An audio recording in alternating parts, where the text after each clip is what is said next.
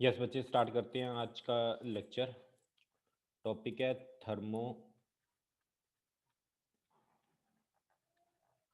Dynamic. यह आज का हमारा चैप्टर है, नया चैप्टर है थर्मोडायनामिक। थर्मोडायनामिक के अंदर आवाज आ रही है Tejasvi? Yes sir. Okay. Thermodynamic के अंदर क्या होता है? थर्मो का मतलब नाम से क्लियर हो रहा है, हीट। डायनामिक का मतलब क्या होता है? मोशन। चेंज। मोशन, डायनामिक मतलब मोशन। अगर हीट के मोशन को हम स्टडी करें, दैट इज कॉल्ड थर्मोडायनामिक। अब थर्मोडायनामिक के अंदर क्या होता है? हीट मोशन में होने से क्या बेनिफिट होता है? जैसा कि आपने देखा है एक स्टीम इंजन। स्टीम इंजन क्या करता है? वो स्टीम को वर्क में कन्वर्ट करता है, जिससे हम एक जगह से दूसरी जगह तक जाते हैं। यानी बेसिकली हीट को एक फॉर्म से दूसरी फॉर्म में कन्वर्ट करके हम वर्क करते हैं बच्चों। इस चैप्टर के अंदर हम वही चीजें पढ़ेंगे। हीट को इंटर कन्वर्ट करेंगे, वर्क को हीट में कन्वर्ट करेंगे या हीट को वर्क में कन्वर्ट करेंगे। तो इसको हम लिख सकते हैं थर्मोडायनामिक क्या होता है? Thermodynamic that deals with the concept of heat and temperature and the interconversion of and the interconversion of heat and other form of energy. Heat को एक फॉर्म से दूसरी फॉर्म में कन्वर्ट करना, उसके साथ पढ़ना, दैट इज कॉल्ड थर्मोडायनामिक। इसके अंदर क्या होता है? हीट को हम वर्क में कन्वर्ट करते हैं, या फिर वर्क को किस में कन्वर्ट करेंगे? हीट में। जैसे हम अपने हैंड्स को रब करें तो वर्क किस में कन्वर्ट हो जाएगा? हीट के अंदर कन्वर्ट हो जाएगा। That form is called thermodynamic. इसके अंदर बेसिकली हम ये चीजें पढ़ेंगे बच्चों, ठीक है।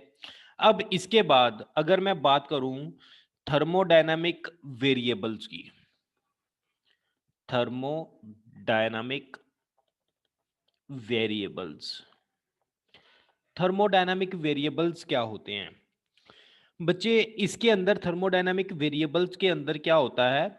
जैसा कि आपने मैकेनिक्स मैकेनिक्स में पढ़ा हुआ है, डिस्टेंस के बारे में पढ़ा हुआ है, डिस्प्लेसमेंट के बारे में पढ़ा हुआ है आपने, वेलोसिटी के बारे में आपने पढ़ा हुआ है, एक्सेलरेशन के बारे में पढ़ा हुआ है, फोर्स के बारे में पढ़ा हुआ है मैकेनिक्स में। इसी तरह थर्मोडायनामिक के अंदर हम इन चीजों के बारे में नहीं पढ़ेंगे। हम किन चीजों के बारे में पढ़ेंगे? हम कुछ मैक्रोस्कोपिक प्रॉपर्टीज के बारे में पढ़ेंगे। ये माइक्रोस्कोपिक लेवल पर हम बात करते थे, एटम मॉलिक्यूल की बात करते थे, लेकिन यहां पर हम मैक्रोस्कोपिक प्रॉपर्टीज की बात करनी है। मैक्रोस्कोपिक प्रॉपर्टीज कौन सी होती हैं? प्रेशर होता है, वॉल्यूम होता है, टेम्परेचर होता है, मास होता है, अमाउंट ऑफ सब्सटेंस होता है। इन चीजों के बारे में हमने पढ़ना है, pressure, volume, temperature, mass, number of moles. इन चीजों के बारे में हमने पढ़ना है। इनको बच्चों मैक्रोस्कोपिक प्रॉपर्टीज बोलते हैं। इन चीजों के बारे में हम इस चैप्टर के अंदर पढ़ेंगे। ठीक है यहां तक। अब इसके बाद आगे चले, मैं इसको रब कर दूं। Yes, sir. ओके। इसके बाद मैं आपको एक चीज और बताता हूं। एक सिस्टम होता है और एक सराउंडिंग होती है। सिस्टम क्या होता है, जहां तक मैंने एक बाउंड्री ड्रॉ कर ली वो मेरा सिस्टम है। सिस्टम के आसपास जो भी चीजें होंगी उनको बोलेंगे सराउंडिंग। ठीक है, सराउंडिंग क्या होती है, सिस्टम यानी एक मैंने हमने जैसे घर है बच्चे, हमारा घर में हमने एक चार दीवारी कर दी तो ये हमारा सिस्टम हो गया। इसके आसपास जो भी है वो हमारा सराउंडिंग हो जाएगा। अब सिस्टम कुछ भी हो सकता है। घर के अंदर आप किसी कमरे को बोल सकते हो सिस्टम, उस कमरे के आसपास जो भी बाकी रूम्स होंगे वो सराउंडिंग हो जाएगा। ये हमने डिफाइन करना है सिस्टम कहां तक होता है। सिस्टम क्या होता है, सराउंडिंग क्या होता है, ये क्लियर हो गया। सिस्टम को हम बच्चे ये भी मान सकते हैं, हमारे जो एरिया है, जिस एरिया में हम रहते हैं उस कॉलोनी को हमने सिस्टम मान लिया। उस कॉलोनी के आसपास जो कॉलोनीज होंगी उसको हम सराउंडिंग मान सकते हैं। ये हम पर होता है कि सिस्टम हमने कहां तक डिफाइन करना है। हो सकता है हम अपनी सिटी को सिस्टम मान लें, उस सिटी के आसपास की सिटीज क्या हो जाएंगी बच्चों, फिर सराउंडिंग हो जाएंगी। हम अपनी कंट्री को सिस्टम मान लें, उसके आसपास की जो कंट्री होंगी वो क्या हो जाएंगी, सराउंडिंग हो जाएंगी। सिस्टम और सराउंडिंग आपने खुद डिफाइन करना होता है कि कहां तक सिस्टम हमने माना है। उसके आसपास की चीजें हम क्या बोलेंगे बच्चों, उसको बोलेंगे सराउंडिंग। Surrounding. कोई डाउट तो नहीं है यहां तक, ये आपने कंसीडर करना है कहां तक आप कंसीडर कर सकते हो। मैं इसको रब कर रहा हूं बच्चे। अब एक होता है थर्मल इक्विलिब्रियम। नाम से क्लियर हो रहा है थर्मल इक्विलिब्रियम क्या होना चाहिए। एक होता है मैकेनिकल इक्विलिब्रियम। आपने मैकेनिकल इक्विलिब्रियम पढ़ा हुआ है क्लास, सॉरी स्टार्टिंग के चैप्टरों में। मैकेनिकल इक्विलिब्रियम का क्या होता है, एक्सटर्नल फोर्स जीरो हो तो बॉडी की वेलोसिटी क्या रहेगी, कांस्टेंट रहेगी। ये याद है आपको, न्यूटन लॉ आप करते होंगे। तो अगर Yes. हाँ, जब हम किसी चीज पर फोर्स लगा रहे हैं, बॉडी नहीं चल रही, तो एक्सटर्नल फोर्स जीरो होगी, तो उसको बोलेंगे मैकेनिकल इक्विलिब्रियम। इसी तरह थर्मल इक्विलिब्रियम होता है। लेकिन मैकेनिकल इक्विलिब्रियम में जो टर्म्स होती हैं वो फोर्स होती है, वेलोसिटी होती है, एक्सेलरेशन होती है, डिस्प्लेसमेंट होती है, ये टर्म्स होती हैं। लेकिन थर्मल इक्विलिब्रियम के अंदर कौन सी टर्म होती है, थर्मल के अंदर कौन सी टर्म्स होती हैं, प्रेशर होता है, Pressure, volume, volume, temperature. Temperature, mass, amount of substance. अगर हम ये कहें कि ये सारी क्वांटिटीज कांस्टेंट हों, ये चेंज ना करें, तो हम बॉडी को बोलेंगे थर्मल इक्विलिब्रियम। थर्मल इक्विलिब्रियम क्या हो गया, क्लियर है। Yes, sir. Okay, thermal equilibrium का मतलब if all these quantities remain constant. लेकिन आपको बुक में दिया होगा ओनली थर्मल इक्विलिब्रियम का मतलब टेम्परेचर कांस्टेंट होता है, ये आपको बुक में दिया होगा। इस चीज को नहीं आपने देखना। थर्मल इक्विलिब्रियम का मतलब जो भी हमारे वेरिएबल्स हैं, pressure, volume, temperature, mass, amount of substance, all these quantities remain constant with time. ये टाइम के साथ अगर कांस्टेंट रहें तो इनको हम थर्मल इक्विलिब्रियम बोलेंगे। ये चीज आपने याद रखनी है, ठीक है। Yes, sir. थर्मल इक्विलिब्रियम का मतलब अगर मैं लिखवाऊं, all thermal variable remains constant with time, called thermal equilibrium, called thermal equilibrium. Book के अंदर आपको क्या लिखा होगा, थर्मल इक्विलिब्रियम क्या होता है, जिसका टेम्परेचर कांस्टेंट है। इससे आप क्वेश्चंस के आंसर नहीं कर पाओगे, इसलिए मैंने आपको ये डेफिनेशन लिखवाई है थर्मल इक्विलिब्रियम की। अब इसके बाद मैं इसको रब कर रहा हूं। इसके बाद अगर आपको थर्मल इक्विलिब्रियम क्लियर हो गया, अब अगर मेरे पास एक बॉडी है बच्चे, इस बॉडी का प्रेशर V है, वॉल्यूम V है, टेम्परेचर T है, मास M है, अमाउंट ऑफ सब्सटेंस N है। अगर मैंने इसको ऐसे इंसुलेट कर दिया, इंसुलेट का मतलब इसकी हीट एक्सचेंज नहीं हो रही बाहर सराउंडिंग के साथ, इस कमरे को मैंने बंद कर दिया, तो इसका प्रेशर भी फिक्स है, वॉल्यूम भी फिक्स है, टेम्परेचर भी फिक्स है, मास भी फिक्स है, अमाउंट ऑफ सब्सटेंस भी फिक्स है। तो इस बॉडी को क्या बोलेंगे? It is in thermal equilibrium. Thermal equilibrium. ठीक है, ये बात हुई ऐसे। अगर बुक के अकॉर्डिंग देखते हम कि ये बॉडी थर्मल इक्विलिब्रियम में है, बुक के अकॉर्डिंग टेम्परेचर सेम है।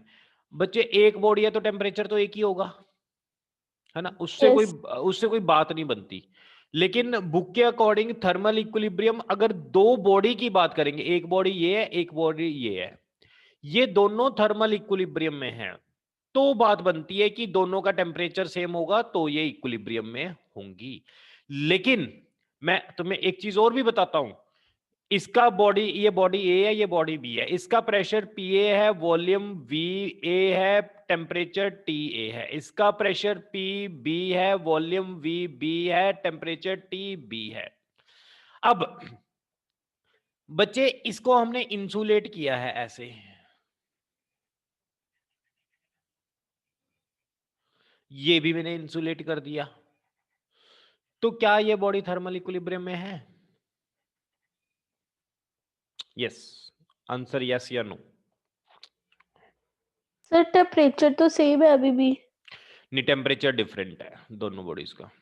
तो सर फिर तो नहीं होएगी इक्विलिब्रियम में। नहीं नहीं, मैंने बच्चे आपको डेफिनेशन बताई है, क्या है थर्मल इक्विलिब्रियम की? जिसका प्रेशर वॉल्यूम टेम्परेचर टाइम के साथ कांस्टेंट है। इसका भी प्रेशर वॉल्यूम टेम्परेचर टाइम के साथ कांस्टेंट है, इसका भी टाइम के साथ कांस्टेंट है, चेंज तो हो ही नहीं रहा। डेफिनेशन देखो ना, डेफिनेशन क्या थी? प्रेशर वॉल्यूम टेम्परेचर टाइम के साथ क्या रहे? कांस्टेंट रहे। वो इसमें भी कांस्टेंट है, इसमें भी कांस्टेंट है, तो इसको क्या बोलेंगे? Thermal equilibrium. अब बुक के अकॉर्डिंग तो टेम्परेचर सेम हो तो थर्मल इक्विलिब्रियम होता है, लेकिन आपने अब आगे ये भी पढ़ लिया कि डिफरेंट टेम्परेचर पर भी बॉडी थर्मल इक्विलिब्रियम में हो सकती हैं। कंडीशन इज दिस, दोनों बॉडीज का टेम्परेचर, प्रेशर, वॉल्यूम टाइम के साथ चेंज ना करे। क्लियर है? Yes sir. ओके, इसको हम बोलेंगे ये बॉडी थर्मल इक्विलिब्रियम में है। These two bodies having different temperature still in thermal equilibrium. क्यों? Because all thermal variable variables are constant.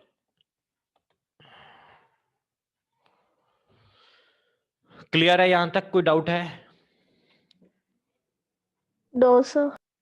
Okay, इसके बाद अगर मैं बात करूं, अगला हमारा टॉपिक है ये थर्मल इक्विलिब्रियम की मैंने बात कर दी। अगला मेरा टॉपिक है, मैं इसको रब कर रहा हूं।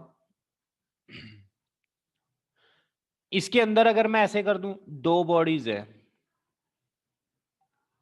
ठीक है, ये एक बॉडी है, ये दूसरी बॉडी है, इसके बीच में मैंने ऐसे कंडक्टिंग वॉल लगा दी। कंडक्टिंग वॉल, कंडक्टिंग वॉल का मतलब होता है जिसमें से हीट पास हो, कंडक्टिंग वॉल।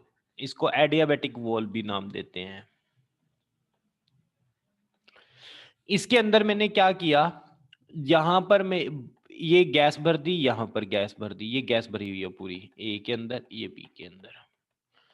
अब क्या होगा, इसका टेम्परेचर टी ए है, इसका टेम्परेचर टी बी है, तो टी ए का टेम्परेचर टी बी से ज्यादा हो तो हीट यहां से बचे निकल के किधर जाएगी? हीट इधर ट्रांसफर होगी ऐसे। यस। तो कब तक ट्रांसफर होती जाएगी? जब तक इन दोनों का टेम्परेचर इक्वल। सेम हो जाए, तो इसको बोलेंगे thermal equilibrium will be achieved after some time. इसमें भी थर्मल इक्विलिब्रियम आ गया ड्यू टू टेम्परेचर सेम होने की वजह से, लेकिन ये कुछ देर बाद आया। ठीक है। ये भी आप लिख लो। Yes sir. सर जो इसमें आपने वॉल लिखा है सर, वो डायथर्मिक वॉल नहीं आएगी, क्योंकि एडमिक वॉल तो वो दूसरी होती है, इंसुलेटिंग वॉल। सॉरी, हाँ डायाथर्मिक आएगा यहाँ। डायाथर्मिक, एडियाबेटिक होती है नॉन कंडक्टिंग, डायाथर्मिक होती है conducting wall. Yes, very good. Yes, मैं रब कर दूं इसको। Yes.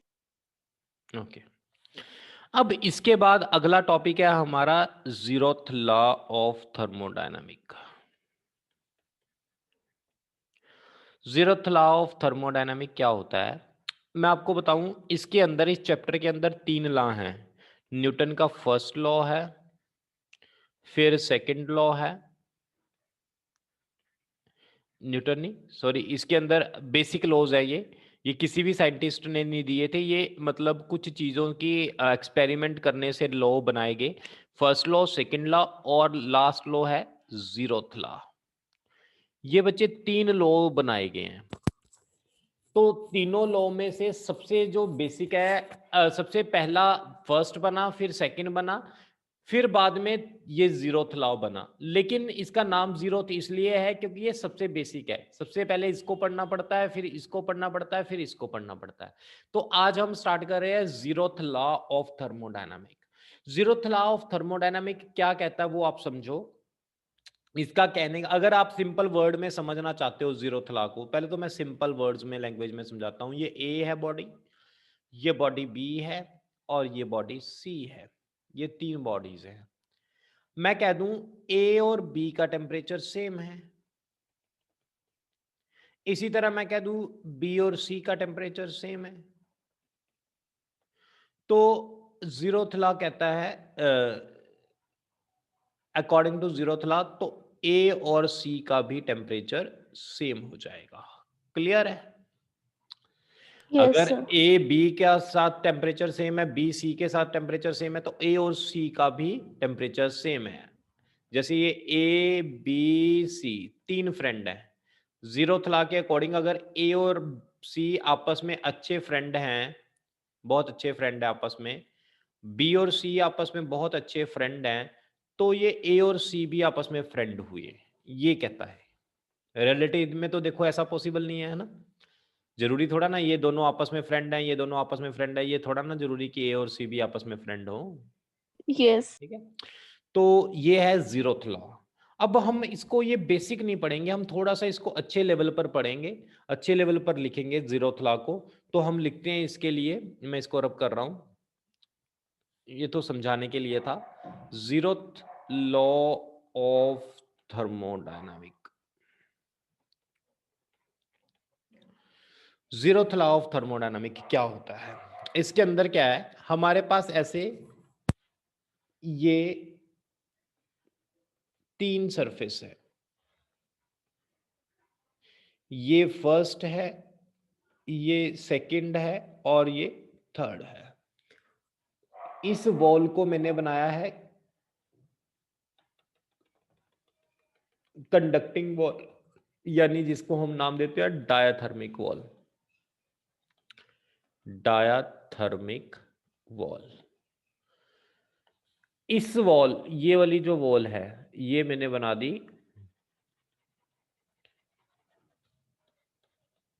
Non conducting wall. Non conducting का मतलब होता है एडियाबेटिक।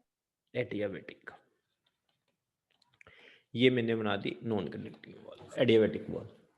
अब इसका टेम्परेचर TA था, इसका TB था, इसका TC था। अब हमारे पास आप ये देखो, जब ये नॉन कंडक्टिंग वॉल है तो इधर से तो TA और TB तो हीट पास नहीं करेंगे, है ना। ये दोनों तो यस। हीट पास नहीं करेंगे, लेकिन यहां से हीट पास हो सकती है और यहां से हीट पास हो सकती है। यानी कुछ देर बाद क्या होगा, TA और TC का टेम्परेचर सेम हो जाएगा और TB और और टीसी का सेम। सेम हो जाएगा। क्लियर?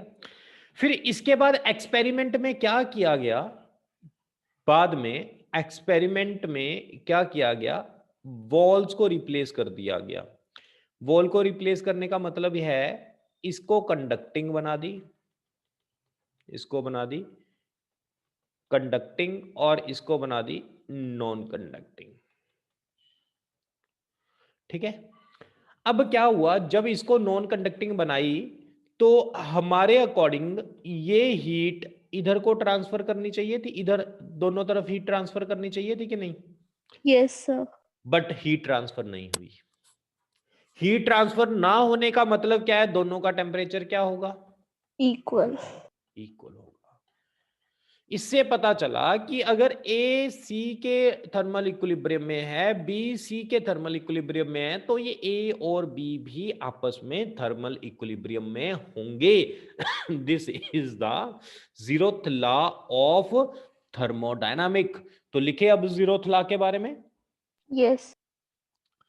तो ये दोनों डायग्राम्स बना लो, ये वाली डायग्राम भी बना लो, ये वाली डायग्राम भी बना लो।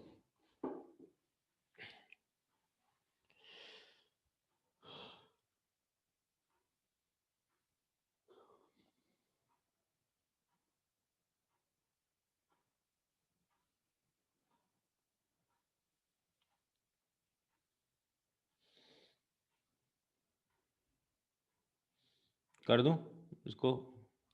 Yes sir. ओके। तो मैं जीरोथ लॉ आपको लिखवा रहा हूं, इसकी स्टेटमेंट लिख लो जीरोथ लॉ की।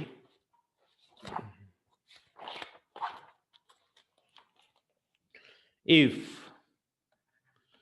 ए and B are in thermal equilibrium,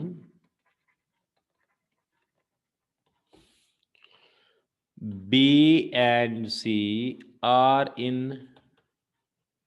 thermal, if A and B are in thermal equilibrium, B and C are in thermal equilibrium,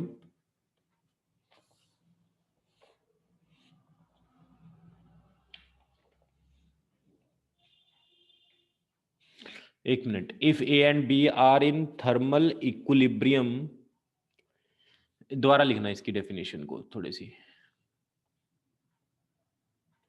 इसकी डेफिनेशन को दोबारा लिखना। ओके।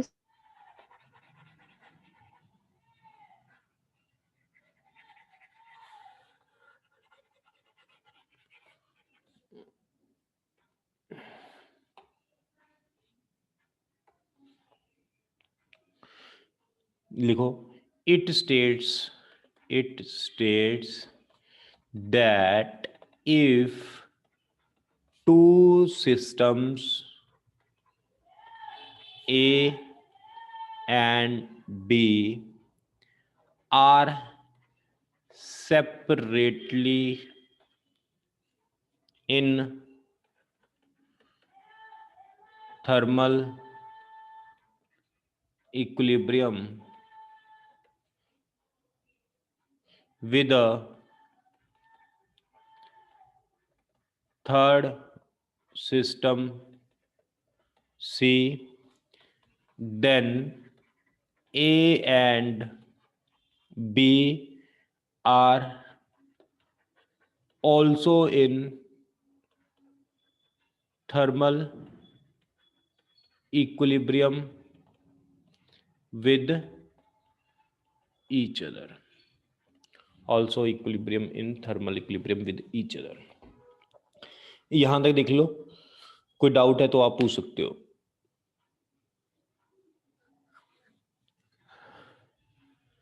ठीक, अगर ए सी के साथ थर्मल इक्विलिब्रियम में है, बी सी के साथ थर्मल इक्विलिब्रियम में है, देन ए एंड बी भी आपस में क्या होंगे, both are in the thermal equilibrium with each other. ठीक, तो करते हैं आगे स्टार्ट। मैं इसको रब कर रहा हूं। ये हमारा जीरोथ लॉ ऑफ थर्मोडायनामिक हो गया। इसके बाद मैं बात करता हूं इंटरनल एनर्जी की। इंटरनल एनर्जी क्या होती है, इसको रिप्रेजेंट करते हैं यू से। इंटरनल एनर्जी को रिप्रेजेंट करते हैं बच्चे यू के साथ। करें start internal energy. Yes, sir. The energy associated with the energy associated with configuration and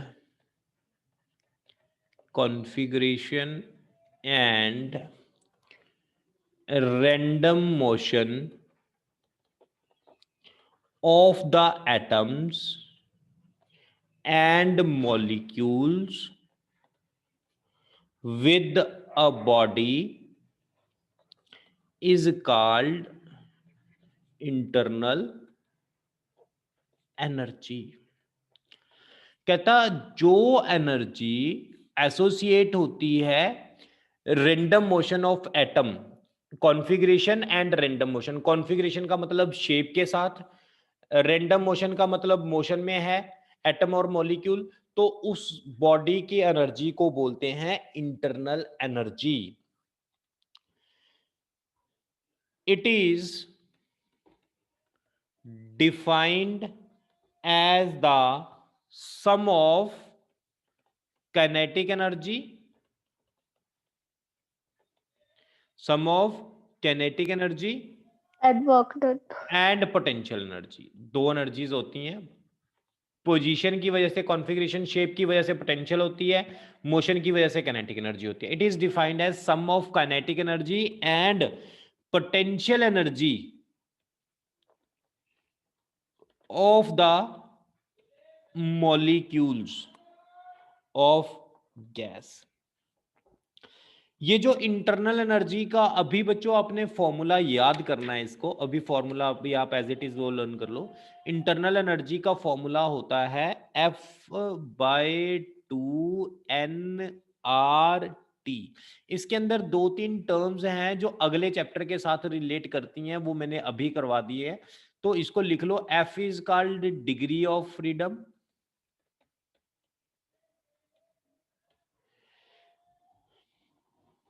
F is called degree of freedom, N number of moles होते हैं, R मोलर गैस कांस्टेंट होता है, T टेम्परेचर होता है। तो जो internal energy है, ये मैं आपको डिराइव भी करवाऊंगा अगले चैप्टर में। Internal energy is directly proportional to temperature. Yes, Yes, sir. Internal energy हमेशा टेम्परेचर के साथ रिलेट करती है। Also change in internal energy को मैं ऐसे भी लिख सकता हूं कि टेम्परेचर T2 माइनस T1, ऐसे भी लिख सकता हूं इंटरनल एनर्जी को, क्योंकि इसके अंदर बेसिकली टेम्परेचर ही चेंज करता है। चेंज इन टेम्परेचर की वजह से इंटरनल एनर्जी एटम मॉलिक्यूल्स के पास आती है।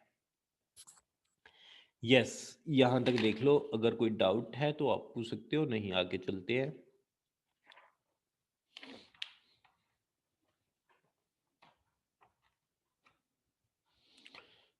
चलें आगे। Yes, sir. अभी मैंने आपको करवाई है इंटरनल एनर्जी। इंटरनल एनर्जी किसका फंक्शन होता है, यहां पर लिख सकते हो internal energy, hence internal energy is the function of temperature. ये टेम्परेचर का फंक्शन होता है, internal energy is the function of temperature. मैं इसको रब कर रहा हूं बच्चे। इसके बाद दूसरी टर्म लिखो जिसको बोलते हैं work done. Write down second definition, that is work done. पहले मैंने आपको इंटरनल एनर्जी करवाई है अभी, फिर मैं आपको अब करवा रहा हूं वर्क डन। वर्क डन क्या होता है, जैसे कि मेरे पास एक पिस्टन है, इसके अंदर मैंने गैस भर दी पिस्टन के अंदर, और मैंने यहां से इसको हीट किया, तो क्या होगा, यहां पर मैंने एक पिस्टन लगाया हुआ है, तो क्या होगा हीट करने से, ये पिस्टन कहां जाएगा, इसको हीट अगर हम करेंगे ऊपर जाएगा, ऊपर। ऊपर जाएगा ऐसे पिस्टन। यस ऊपर को डिस्प्लेस कर जाएगा, कितना डिस्प्लेस कर जाएगा, लेट अस सपोज dx, और इस सरफेस का जो एरिया है उसको मैंने नाम दे दिया a। अब वर्क डन क्या होता है, वो होता है force into the displacement. Force क्या होता है तुम्हें पता है, प्रेशर इनटू एरिया। फोर्स होता है प्रेशर इनटू एरिया। तो वर्क डन किसके इक्वल हो जाएगा, प्रेशर इनटू एरिया क्या होता है, ये एरिया इनटू डिस्टेंस क्या होता है, ये पता है आपको, एरिया इनटू डिस्टेंस होता है वॉल्यूम।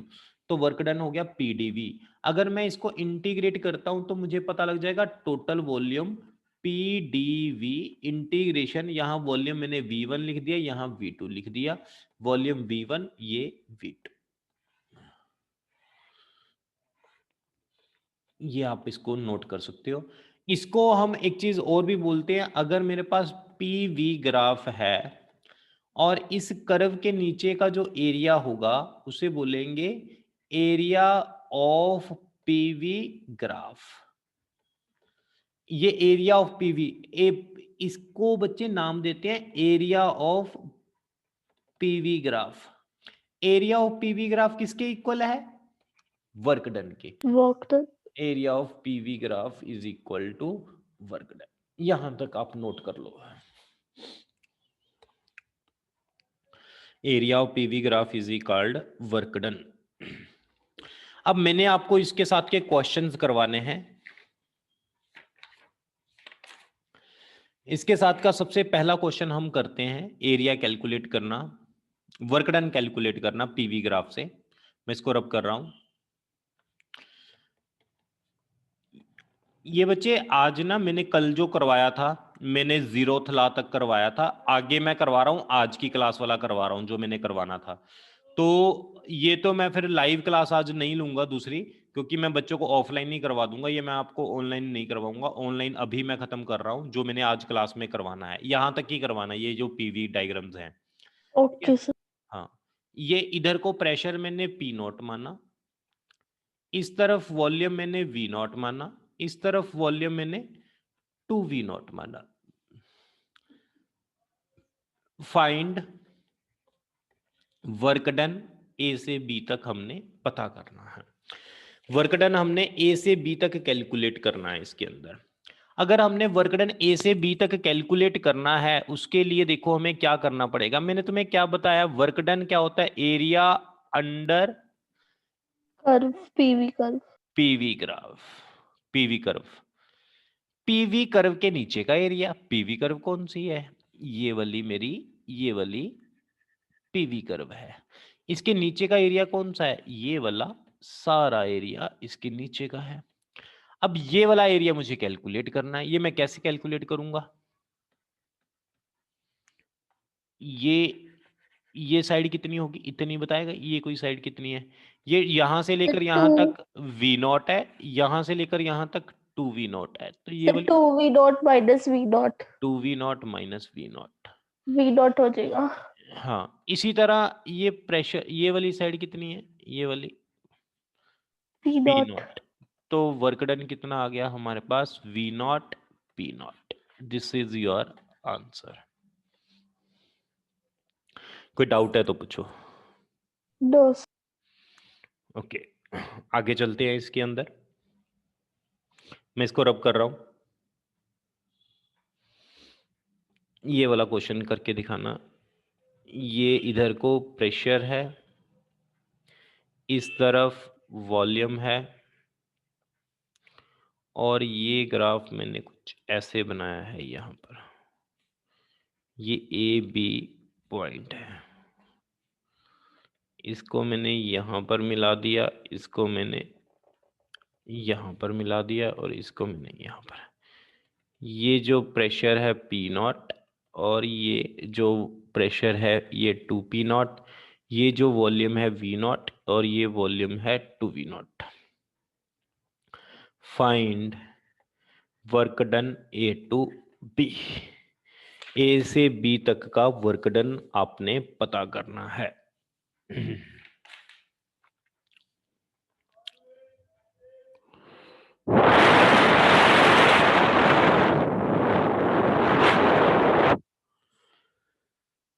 यस, करें।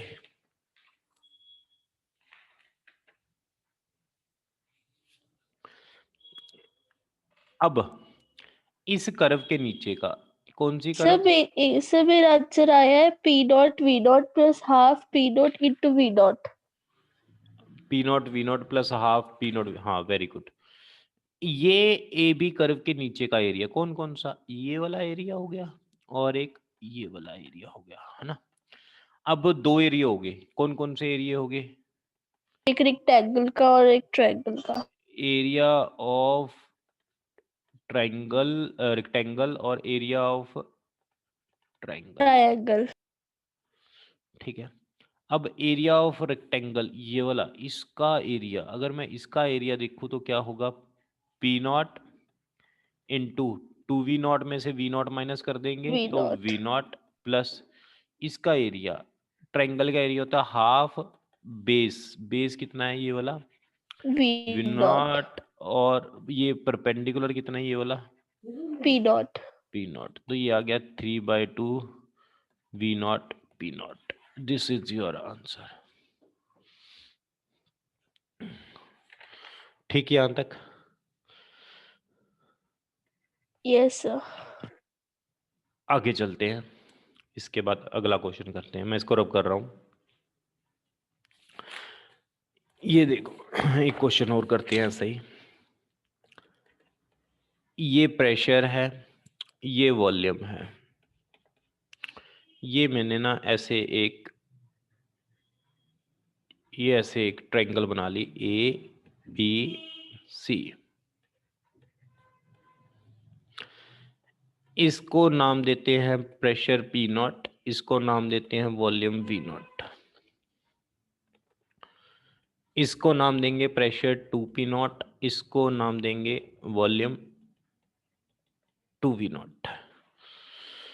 तो अब आपने पता करना है वर्क डन ए से बी तक का, वर्क डन बी से सी तक का, वर्क डन सी से ए तक का, work done A B C का। 4 पार्ट करने हैं। तो करें सबसे पहले तो वर्क डन ए से बी तक का। ये तो आपने कर ही लिया, वर्क डन ए से बी तक का क्या होगा? ये वाला ए से बी तक का वर्क डन अभी कैलकुलेट किया हमने, क्या था? Yes sir. Sir half P dot 3v। 3/2 P not V not था ना, अभी हमने कैलकुलेट किया था। यस। वर्क डन बी से सी बताओगे क्या होगा? ये वाला, इसके नीचे का area work done P naught, sorry B C के नीचे का एरिया। वर्क डन क्या होता है? Pressure into change in volume, yes. है ना। अब आप ये देखो, इस वाली लाइन का वॉल्यूम तो कोई चेंज है ही नहीं। वर्क डन क्या होता था, मैंने आपको करवाया था ना, पीडीवी के इंटीग्रेशन चेंज इन वॉल्यूम। तो आप ये देखो बीसी में क्या वॉल्यूम में चेंज हो रहा है कोई? ये तो नो वॉल्यूम क्या, सर। वॉल्यूम क्या, ये तो फिक्स है 2v नॉट बीसी में। तो वर्क डन 0 हो जाएगा। वर्क डन सी ए का कितना होगा? इसके नीचे का ये वाला sir P dot into V dot. P naught into, ध्यान से, अब यहां से यहां तक फाइनल वॉल्यूम है वी नॉट। इनिशियल वॉल्यूम कितना था? सी से ए तक जा रहे माइनस। हैं, -2v नॉट। सर तो क्या बन माइनस गया? V dot. -v नॉट आ गया। तो वर्क डन आ गया -p नॉट v नॉट। ये सी ए का आ गया। अब मुझे निकालना है ए बी सी का वर्क डन, ये पूरे साइकिल का work done. Work done A B C का हम कैसे पता करेंगे? यस, वर्क सर डन, इसमें अगर मैं वर्क डन ए से बी का प्लस कर दूं, बी से सी का प्लस कर दूं, सी से ए का प्लस कर दूं, ए से बी का, बी से सी का, सी से ए का, तो टोटल ए बी सी का वर्क डन आ जाएगा। यस। यस। अगर इन तीनों को प्लस कर दूं तो क्या आ जाएगा? 3/2 P not V not minus P not V not, तो ये कितना बन जाएगा? Half P not V not आ जाएगा। इतना आ गया, half P not V not. ये half P not V not किस साइकिल का था? इस साइकिल का था, ध्यान से देखो आप। यानी इस साइकिल का तो वैसे ही work done half P not V not था, आप तो डायरेक्ट ही कर सकते हो। अगर ए बी सी का पूरे साइकिल का वर्क डन पूछ रहा है, आपको तीनों का कैलकुलेट करने की जरूरत नहीं है, आप सीधा इस क्लोज साइकिल का वर्क डन पता करो। समझ आया? Yes, sir. अगर A B C close cycle का वर्क डन पूछे तो सीधा इसका ही एरिया कैलकुलेट करो। आपको ए बी का वर्क डन कैलकुलेट करने की जरूरत नहीं है, आपको बी सी का नहीं, आपको सी ए का नहीं, सीधा इस क्लोज साइकिल का एरिया कैलकुलेट कर लो, जिससे आपको उसका वर्क डन पता लग जाएगा। सर ये एक डाउट है हाँ सर, इसमें जो एबीसी है सर, इसमें नीचे वाला पार्ट नहीं आएगा नहीं सर? वही क्योंकि हमें तो पूरे का ही निकालना है हमको तो। नहीं नहीं वही कह रहा हूँ। नहीं पहली बात ये कह रहा है ए से बी का, ये मैं आपको बताता हूँ, अगले कंसेप्ट में आपको क्लियर हो जाएगा। ए से बी, बी से सी, सी से ए मिलके क्या बनेगा? ए बी सी बन जाएगा ना मिलके। Okay sir. तो मैंने वो लिख दिया। अब मैं तुम्हें वो कंसेप्ट समझाता हूँ जिसमें तुम्हें दिक्कत आ रही है इसके अंदर। मैं इसको रब कर रहा हूँ। जैसे कि अगर मेरे पास कोई साइकिल ऐसे, ये मेरे पास एक साइकिल है, क्लोज साइकिल, इधर मेरा प्रेशर है और इधर मेरा वॉल्यूम है। अगर मैं ऐसे चल रहा हूं साइकिल में, इस तरह चल रहा हूं, तो देखो आप इसको ना दो पार्ट में डिवाइड कर दो। दो पार्ट में, कौन कौन से दो पार्ट में डिवाइड कर दोगे? एक ऊपर वाला पार्ट और एक नीचे वाला पार्ट। अगर मैं ऊपर वाले पार्ट, इस पार्ट की बात करूं, मैं रेड पार्ट की बात करता हूं, मैं इस रेड पार्ट की बात करूं, इस कर्व के नीचे का एरिया कौन सा होगा? ये सारा रेड वाला पार्ट होगा कि नहीं होगा?